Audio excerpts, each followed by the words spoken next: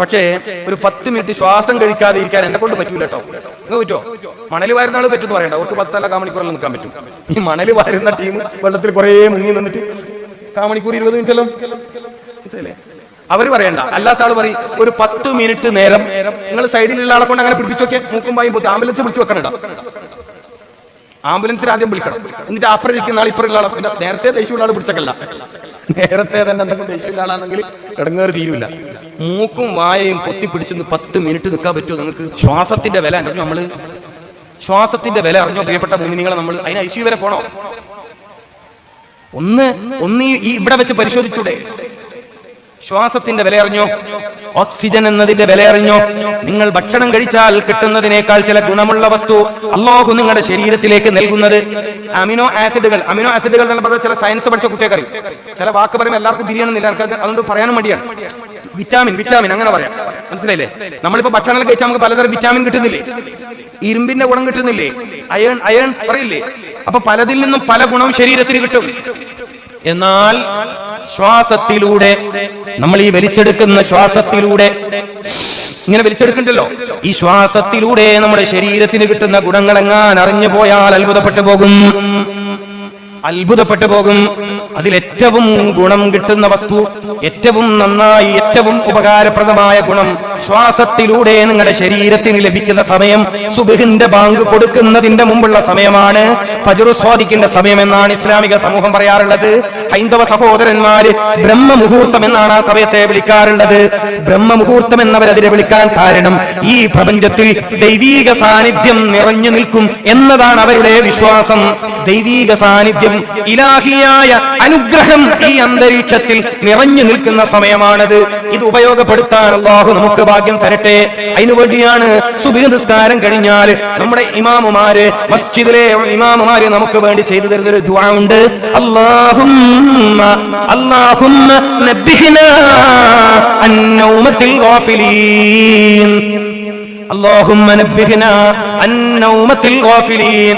അലിമീങ്ങളെ നെഞ്ചോട് ചേർത്ത് വെക്കേണ്ടി വരുന്നത് ഇത്തരം കാരണങ്ങളാലാണ്. ഈ ഉമ്മത്ത് ഏറ്റവും ഭാഗ്യവാന്മാരായത് നമ്മുടെ ഇമാമിയങ്ങളിലൂടെയാണ്. നമ്മുടെ ഉസ്താദുമാര് ജീവിച്ചിരിക്കുന്നത് കൊണ്ടാണ്. നമ്മൾ അറിയാതെ നമ്മുടെ പ്രതാപത്തിന്, നമ്മുടെ ഐശ്വര്യത്തിന്, നമ്മുടെ ഇസ്സത്തിന് വേണ്ടി ദുആ ചെയ്യുന്നവരാണ്. നമ്മൾ പറയാതെ, നമ്മൾ ചോദിക്കാതെ, നമ്മൾ ആവശ്യപ്പെടാതെ ഒരുപക്ഷെ സലാം വീട്ടി നമ്മൾ പിരിഞ്ഞു പോകുമ്പോഴും നമുക്ക് വേണ്ടി മിഹ്റാബിലിരുന്ന് ദുആ ചെയ്യുന്ന നമ്മുടെ ഇമാമുമാര്, അവർ ഈ സമുദായത്തിന്റെ ഭാഗ്യ നക്ഷത്രങ്ങളാണ്. അവർ ഈ സമുദായത്തിന്റെ ഈ മിനാരങ്ങളെക്കാൾ പ്രൗഢിയുള്ളവരാണ് നമ്മുടെ മസ്ജിദിലെ ഇമാമുമാരെന്ന് ഞാൻ പറയും. എന്തുകൊണ്ട്? അവർ ഈ ഉമ്മത്തിന് വേണ്ടി കരളുരുകി ദുആ ചെയ്യുന്നവരാണ്, നെഞ്ചുരുകി പ്രാർത്ഥിക്കുന്നവരാണ്.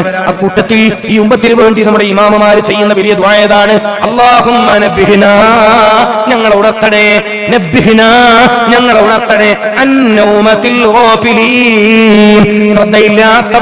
ശ്രദ്ധയില്ലാത്തവന്റെ ഉറക്കം തൂങ്ങുന്ന അവസ്ഥയെ തൊട്ട് ഇതെത്ര ഗൗരവമുള്ള ദുആയാണ്, ഇതെത്ര ഗൗരവമുള്ള ദുആയാണ്. ഉറക്കം തൂങ്ങുന്ന അശ്രദ്ധവാന്റെ ഉറക്കം തൂങ്ങലിനെ തൊട്ട് ഞങ്ങളെ നീ ഉണർത്തണേ. എന്തുകൊണ്ട്? ഉറക്കം തൂങ്ങിപ്പോയാൽ പലതും നഷ്ടപ്പെടും. ഉറക്കം തൂങ്ങിപ്പോയാൽ പലതും നഷ്ടപ്പെടും. എന്റെ യുവാക്കളെ, ജീവിക്കുമ്പോ, ഈ ലോകത്ത് ജീവിക്കുമ്പോ ഉശിരോടെ ജീവിക്കണം. ദുആ വേണം, സുബ്ഹിലെ ദുആ വേണം. ആഫിയത്ത് വർദ്ധിക്കാൻ, ഉശിര് വർദ്ധിക്കാൻ, ശക്തി വർദ്ധിക്കാൻ. ഏതാ സമയം? സൂര്യോദയത്തിന്റെ 2 മണിക്കൂർ മുമ്പുള്ള സമയമാണ്. അല്ലാഹു തൗഫീഖ് ചെയ്യട്ടെ. അപ്പൊ ആ സമയത്ത് അറിയാണ്ട് ഉറങ്ങിപ്പോകുന്നതിനെ തൊട്ട് വരെ കാവലിനെ ചോദിക്കുന്നു നമ്മൾ. അറിയാണ്ട് നാളെ ഉറങ്ങിപ്പോയാൽ ഇന്ന് കിട്ടിയത് നാളെ കിട്ടൂലല്ലോ. ഇന്ന് കിട്ടിയ അനുഗ്രഹം നാളെ എനിക്ക് മിസ്സായി പോകില്ലേ? പഠിക്കുന്ന വിദ്യാർത്ഥിയാണെങ്കിൽ അതെന്റെ ബുദ്ധിക്ക് നഷ്ടമല്ലേ? എന്റെ ഓർമ്മശക്തി കുറയുമല്ലോ. ഓർമ്മശക്തി കുറയും. ഒരു 10 മണിക്കൂർ പഠിക്കുന്ന വിദ്യാർത്ഥിയേക്കാൾ പുലർച്ചെ 4 മണിക്ക് പഠിക്കുന്ന കുട്ടി 10 മിനിറ്റ് പഠിച്ചാൽ മതി. എന്താ മാറ്റം?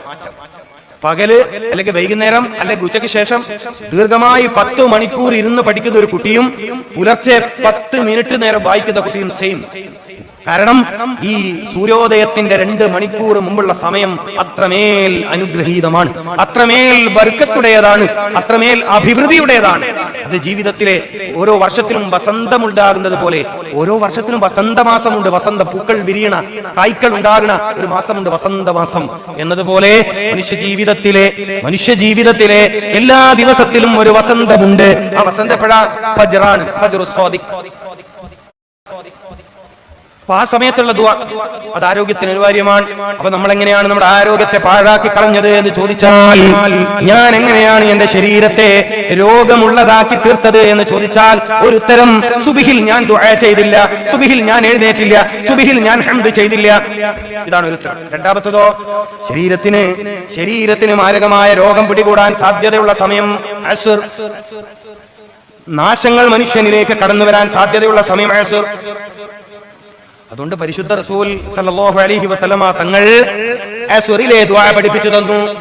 പരിശുദ്ധ റസൂൽ സല്ലല്ലാഹു അലൈഹി വസല്ലമ തങ്ങൾ അസ്റിൽ ഒരു പ്രത്യേക ദുആ പഠിപ്പിച്ചു തന്നു. ബഹുമാന്യരായ നമ്മുടെ ഉസ്താദുമാര് പലപ്പോഴും ജമാഅത്ത് നിസ്കാരം കഴിഞ്ഞാൽ നമുക്ക് വേണ്ടി അത് ദുആ ചെയ്തു തരുന്നു.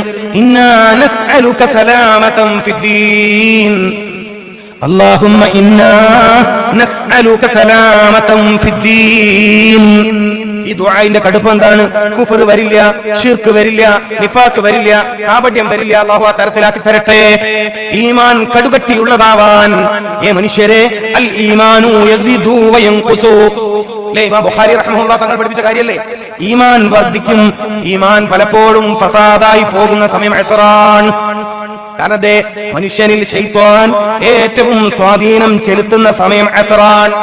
ശൈത്വാൻ ഉണ്ടാക്കുന്ന രോഗമുണ്ട് പ്രിയപ്പെട്ടവരെ, എല്ലാം പറയാൻ ഇന്ന് കഴിയില്ലല്ലോ.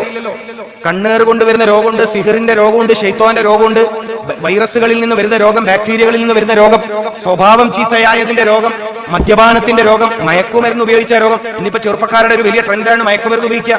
കള്ളു കുടിച്ചതുപോലെ ആളുകൾക്ക് മനസ്സിലാവില്ലെങ്കിലും ഇവനീ മയക്കിന്റെ ലോകത്ത് ആസ്വദിക്കും. പക്ഷെ പള്ളിയിലൊക്കെ കണ്ടേക്കും.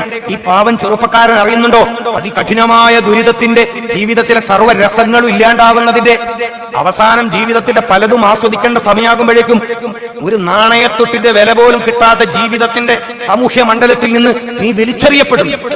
നിന്റെ ജീവിതത്തിൽ ഏറ്റവും വലിയ സമ്പത്താകുന്ന ഭാര്യയുടെ മക്കളുടെ മുമ്പിൽ നീ ഒന്നും ഇല്ലാതായി പോകും. നീ ഏറ്റവും വലിയ വിഷാദ രോഗിയോ മാനസിക രോഗിയോ പിന്നെയും കടന്നാൽ ഭ്രാന്തനുമായി ജീവിക്കേണ്ടി വരുമെന്ന് കുമാരപ്രായത്തിലോ യൗവനത്തിന്റെ തുടക്കത്തിലോ അറിഞ്ഞോ അറിയാതെയോ മയക്കുമരുന്നിന് അടിമയാകുന്ന പുതിയ സമൂഹത്തിലെ കുട്ടികൾക്ക് അറിയില്ല. വലിയ സങ്കടമായത് നമ്മുടെ സമൂഹത്തിൽ നമ്മൾ അറിയാതെ വളർന്നു വരുന്ന ഒരു വലിയ നാശമാണ് മയക്കുമരുന്ന്. നമ്മൾ അറിയില്ല.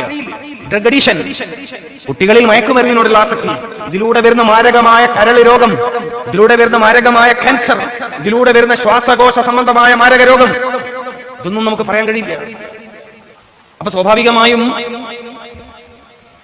രോഗങ്ങൾ വരുന്ന വഴിയെ നേരത്തെ പ്രതിരോധിക്കുന്ന ഒരു ശൈലി. അപ്പൊ ബർക്കത്ത്, ആഫിയത്തിൽ ബർക്കത്ത്, അതായത് ശരീരത്തിലുള്ള ആരോഗ്യത്തിൽ ബർക്കത്തുണ്ടായി തീരുക, അതിന് പ്രഭാതത്തെ ഉപയോഗപ്പെടുത്തുന്നത് പോലെ. പിന്നെ രോഗം, പല നിലയിലുള്ള രോഗം, ശാരീരികമോ മാനസികമോ ഒക്കെ ആയ രോഗം നമ്മളിൽ പിടികൂടാൻ ഏറെ സാധ്യതയുള്ള സമയം അസുറാൻ. അസുറിന്റെ ഭക്തിനെ സൂക്ഷിക്കാൻ പറഞ്ഞത്, അസുര നിസ്കാരത്തെ സൂക്ഷിക്കാൻ പറഞ്ഞത് ഗൗരവത്തോടെ നമ്മൾ എടുക്കണമായിരുന്നു. എന്തിനാ പറഞ്ഞത് എന്ന് ആലോചിച്ചിട്ടുണ്ടോ പ്രിയപ്പെട്ടവരെ? മതം പറയുന്ന പല കാര്യങ്ങളും, അള്ളാന്റെ ദീൻ പറയുന്ന പല കാര്യങ്ങളും, ശരീഅത്തുൽ ഇസ്ലാം പറയുന്ന പല കാര്യങ്ങളും, വിശുദ്ധ ഖുർആനിലെ പല നിർദ്ദേശങ്ങളും സത്യത്തിൽ നിങ്ങളുടെ ഭൗതിക ജീവിതത്തിലെ സന്തോഷത്തിന്റെ വലിയ കാരണമാണ്. നമ്മളിതറിയാതെ അല്ലെങ്കിൽ മനസ്സിലാക്കാതെ പോയി എന്നതാണ് പരാജയം. അക്കൂട്ടത്തിൽ ഏറ്റവും വലിയ പരാജയമാണ് അസ്റിലെ ദുആ സ്വന്തം ശരീരത്തിന് വേണ്ടി നമ്മൾ നിർവഹിച്ചില്ല. എന്തായിരുന്നു അസ്റിലെ ദുആ? എന്തായിരുന്നു അസ്റിലെ ദുആ? ഇന്നാ നസ്അലുക സലാമതൻ ഫിദ്ദീൻ. പിന്നെന്താ ദുആ ഇരിക്കുന്നത്? വആഫിയതൻ ഫിൽ ജസദ്. അവിടെയും ആഫിയത്ത് വന്നു. വആഫിയതൻ ഫിൽ ജസദ്. ശരീരത്തിന് ഏറ്റവും തളർച്ച വരാൻ സാധ്യതയുള്ള സമയം അസ്റാൻ, ശ്രദ്ധ കുറയാൻ സാധ്യതയുള്ള സമയം അസ്റാൻ, ശിരോരോഗം കൂടുതൽ വരാൻ സാധ്യതയുള്ള സമയം വൈകുന്നേരമാണ്. മാനസിക രോഗവും ഭ്രാന്തും പിടികൂടാൻ ശ്രദ്ധിക്കുന്നുണ്ടോ നിങ്ങൾ? ഏറ്റവും പ്രയാസകരമായ രോഗമാണ് ഭ്രാന്ത് പിടികൂടൽ, മാനസിക രോഗം പിടികൂടൽ. അത് ഏത് സമയത്താണ്? 90% ആളുകൾക്ക് എപ്പോഴാണ് ഭ്രാന്ത് ഉണ്ടാവുന്നത്? അസ്റിലാണ്. ഇസ്ലാമിക ശാസ്ത്രം പറയുന്ന കാര്യമായാലും വിശുദ്ധ ഖുർആൻ ചർച്ച ചെയ്യാത്ത കാര്യമില്ല കേട്ടോ. വിശുദ്ധ ഖുർആൻ ചർച്ച ചെയ്യാത്ത കാര്യമില്ല. ശൈത്താന്റെ സ്പർശനത്തിൽ നിന്നാണ് മാനം സമയം അസ്റ. ആ സമയത്ത് വേറൊരു പ്രശ്നമുണ്ട്. എന്തേ? മനുഷ്യൻ ബലഹീനനായിരിക്കും ആ സമയം. നിങ്ങൾ ഇവിടെ ശ്രദ്ധിക്കുക, ഞാൻ പ്രസംഗം നിർത്താണ്. 11:15 നിർത്താൻ, ഇതുകൂടി പറഞ്ഞ് നിർത്താം. അതായത് ഇതാണ് പോയിന്റ്. മനുഷ്യർ സ്വാഭാവികമായി ബലഹീനനാവുന്ന സമയമാണ് ഏത്? അസ്ർ. മഹാനിമാം ഗസാലി റഹ്മത്തുള്ളാഹി തങ്ങള് ജോലി ചെയ്യേണ്ട സമയത്തെ കുറിച്ച് ചർച്ചയുണ്ട്. മഹാനുഭാവൻ ചർച്ച ചെയ്യാത്ത ഒരു വിഷയമില്ലല്ലോ. എപ്പോഴാ ജോലി തുടങ്ങേണ്ടത്, എപ്പോഴാ ജോലി അവസാനിപ്പിക്കേണ്ടത്? ഗസാലി തങ്ങൾ പറഞ്ഞിട്ടുണ്ട് അസ്ർ ജോലിയുടെ സമയമല്ലെന്ന് ആ മഹാനുഭാവൻ പഠിപ്പിക്കുന്നത്. അസ്ർ ഇസ്തിഗ്ഫാറിന്റെയും തസ്ബീഹിന്റെയും സമയമാണെന്ന് മഹാനുഭാവൻ പഠിപ്പിക്കുന്നു. ഇസ്തിഗ്ഫാറിന്റെയും തസ്ബീഹിന്റെയും സമയമാവുന്നതിന്റെ പിന്നിലെ രഹസ്യം എന്താ? തസ്ബീഹിലൂടെയാണ് ശൈത്വാനിയത്തിനെ നാം പ്രതിരോധിക്കേണ്ടത്. സുബ്ഹാനല്ലാഹി വബിഹംദിഹി സുബ്ഹാനല്ലാഹിൽ അലീം. എപ്പോഴാ ചെല്ലുക? മഗ്രിബ് ബാങ്ക് കൊടുക്കുന്നതിന് തൊട്ട് മുമ്പ് പള്ളികളിൽ. എന്തിനെ? ശൈത്താൻ ഇളകിയോടുന്ന സമയമാണ്. തനിക്ക് പറ്റിയ ആളുകളെ അന്വേഷിച്ചുകൊണ്ട്, തനിക്ക് പറ്റിയ താമസ സ്ഥലങ്ങൾ അന്വേഷിച്ചുകൊണ്ട്, തനിക്ക് പറ്റിയ തടി അന്വേഷിച്ചുകൊണ്ട് ശൈത്താൻ ഇളകിയോടുന്ന സമയമുണ്ടെന്ന് ഹബീബായ ദൂതർ മുഹമ്മദ് റസൂൽ. മഗ്രിബോട് അടുത്താൽ നിങ്ങൾ വീടിന്റെ വാതിലടക്കുകയും മുറ്റത്ത് നിന്ന് കളിക്കുന്ന കുട്ടികളെ വിളിച്ച് തന്റെ ശരീരത്തോട്, വലിയ ആളുകളുടെ ശരീരത്തോട് ചേർത്തി നിർത്തുകയും ചെയ്യണമെന്ന് മുത്ത് നബി സല്ലല്ലാഹു അലൈഹി വസല്ലമ തങ്ങൾ പഠിപ്പിച്ചിട്ടുണ്ട്. എന്തിനാ പഠിപ്പിച്ചതെന്നറിയുമോ? ശൈത്വാൻ ഏറ്റവും ദ്രോഹിക്കുന്നത് ബലഹീനരെയും സ്ത്രീകളെയും കുട്ടികളെയും സ്ത്രീകളിലെ ഗർഭിണികളെയുമാണ്. എങ്ങനെ? ശൈത്താൻ ഏറ്റവും ദ്രോഹിക്കുന്ന ആരെയാണ്? ബലഹീനരെ. മനുഷ്യന് സ്വാഭാവികമായി ബലഹീനത വരുന്ന സമയത്താണ് അസ്ർ.